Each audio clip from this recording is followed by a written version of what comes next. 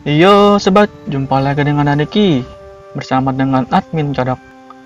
Kali ini Aniki akan membahas tentang BIS. Apa itu BIS? Dan siapa saja kan mereka? Yolah, tanpa basa-basi lagi, mari kita mulai. Monkey.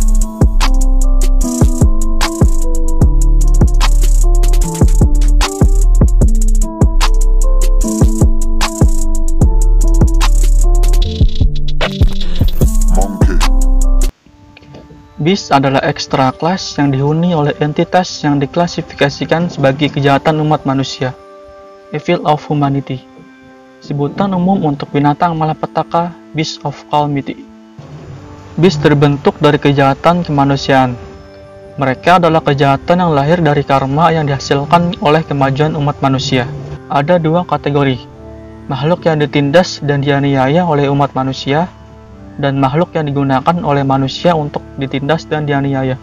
Henry Jekyll, setelah mengeksplorasi gagasan memisahkan yang baik dan yang jahat pada manusia, berpendapat bahwa kejahatan kemanusiaan adalah hakikat manusia yang tidak dapat dipisahkan dari mereka, bukannya 7 dosa yang dibersihkan oleh Sang Mesaya. Kejahatan kemanusiaan adalah dasar dari sifat manusia itu sendiri. Jekyll percaya bahwa kejahatan dalam diri manusia tidak dapat dikalahkan, dan manusia tidak dapat lari dari kejahatan, karena manusia tidak dapat membuang kecerdasan mereka.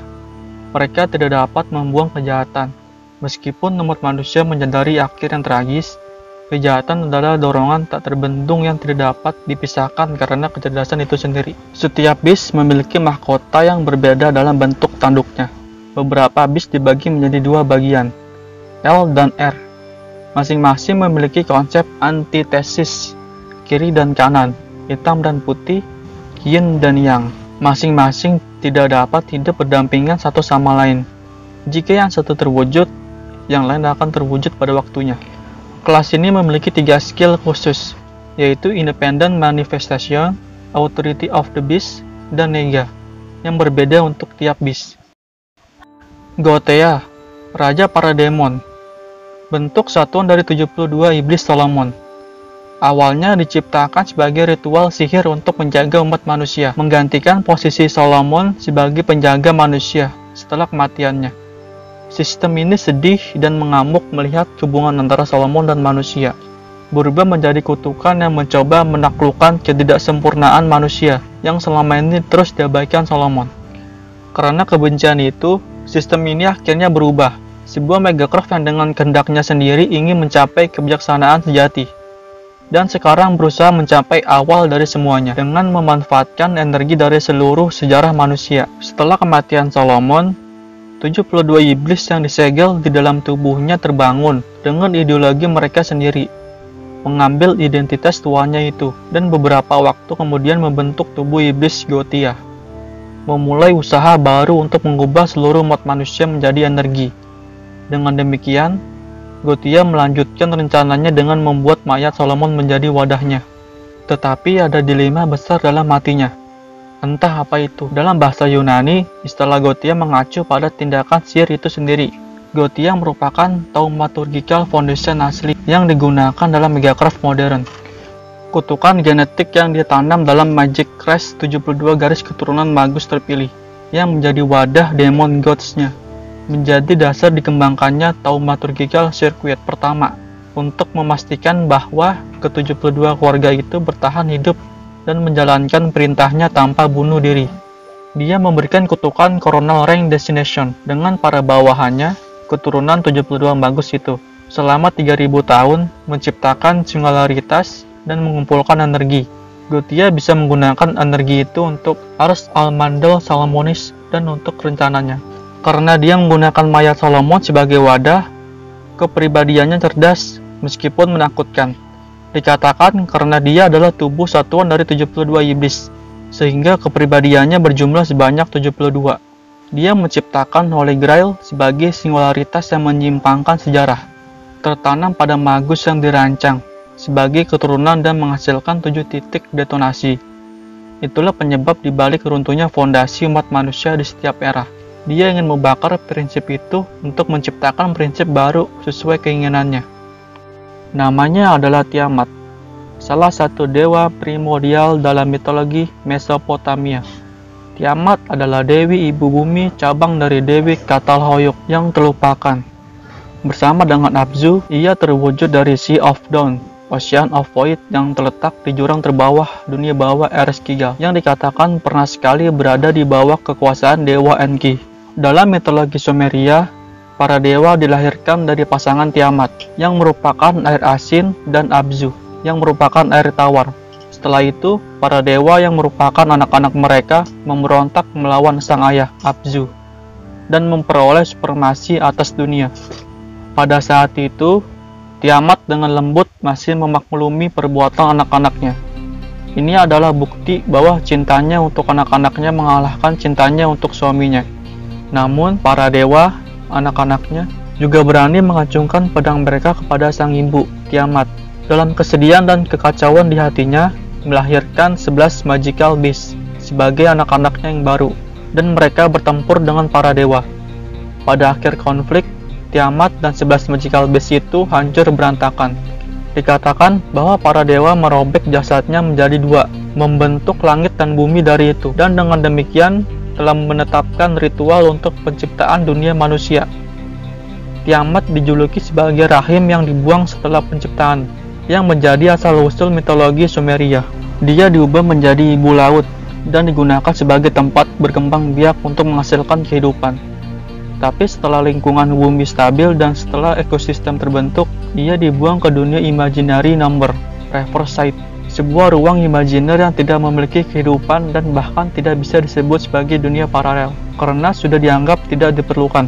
Tiamat dalam Babilonia adalah versi terlemah dari dirinya. Dia juga menjadi kandidat yang cocok sebagai Ultimate One, yang merepresentasikan bumi, bersama dengan Arkeoid Brunstad. Kamadeva. Jika Beast 3R adalah inkarnasi dari cinta pada dirinya sendiri yang mengisi alam semesta dengan cinta kepada dirinya, maka Kama adalah inkarnasi cinta ke orang lain yang menghabiskan alam semesta dengan cinta yang diarahkan kepada semua umat manusia. Menggunakan cinta demi merusak orang lain adalah apa yang membuat Kama Mara menjadi Beast. Awalnya dia adalah Bunrei yang hanya merupakan fragmen dari Divine Spirit Kama Mara. Tapi ia dapat bermanifestasi sebagai pseudo-servant dengan meminjam bentuk manusia. Kama sangat membenci Parvati. Parvati membagi tubuh gadis yang dirasuknya menjadi sisi baik dan jahat. Dan tentu, Parvati mengambil sisi baiknya, mengambil sisi jahatnya. Kama berinkarnasi sebagai Kama yang sekarang ini. Begitulah caranya berakhir sebagai dewa wanita dan bukan dewa laki-laki. Dia dulunya adalah dewa laki-laki, putra dewa Wisnu. Setidaknya sebelum dia dibakar Dewa Siwa dan menjadi Anaga di imaginary number space, artinya dia sempat genderless dalam wujud Anaga. Dia baru menjadi dewi saat menggunakan tubuh Sakura. Umumnya, rasio perbandingan Kama dengan Mara adalah 6:4. Namun ketika rasio Mara meningkat, Saint Grab-nya bangkit sebagai Beast. Kama memperoleh tubuh alam semesta, setara dengan Raja Iblis Mara, yang mendapatkan kekuatan wilayah tak terhingga. Gabungan keduanya adalah bencana terburuk saat ini. Untuk saat ini, Kama adalah satu-satunya beast yang memiliki dua mahkota, yaitu mahkota cahaya dan mahkota Mara.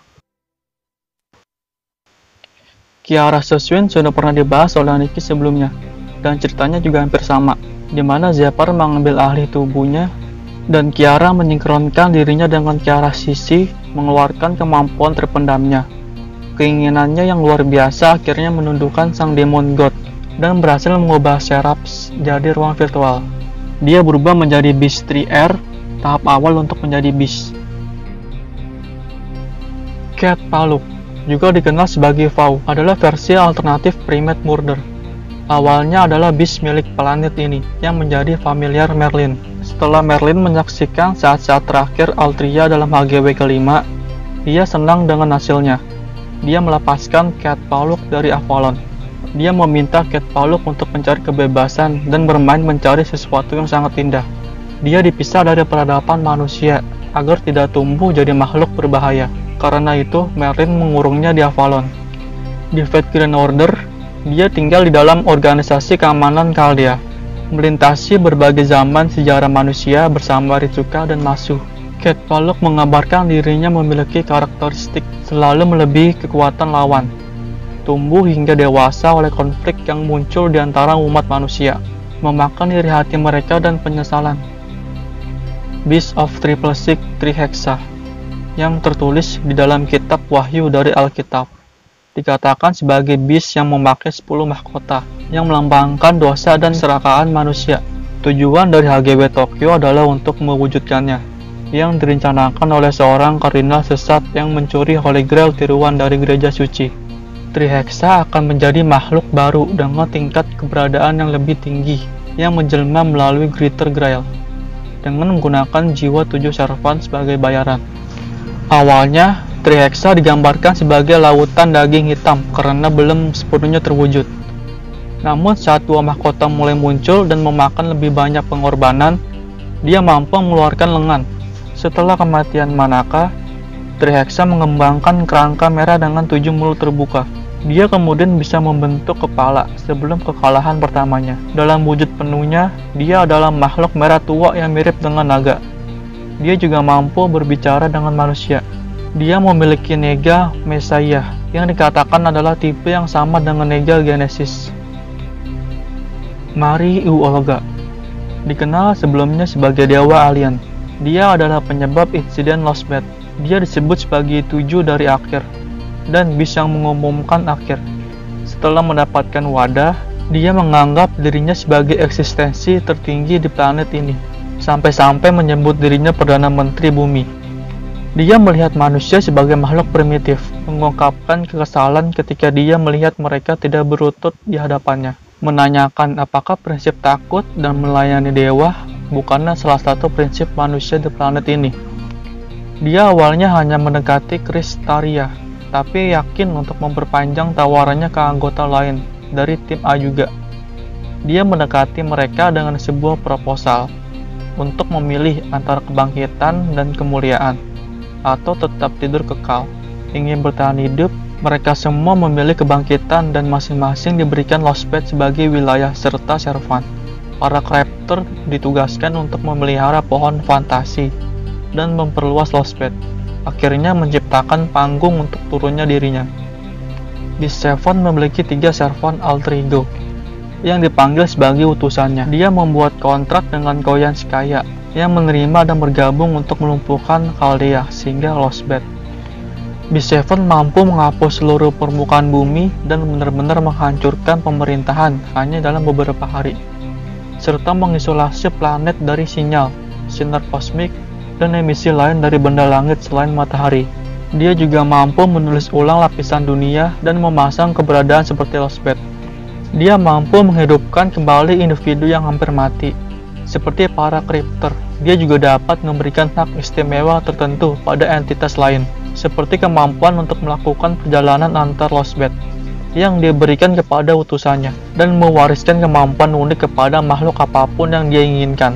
Karena Daemon mengklaim sebagian besar kemampuannya adalah berkat dari Beast Seven. Selain itu, dia juga bisa memanipulasi pikiran manusia dan menempatkan kutukan unik kepada setiap individu yang dia inginkan. Oke, itulah dia pembahasan tentang Beast dan siapa saja mereka. Terima kasih telah menonton. Sampai jumpa lagi sobat. See you.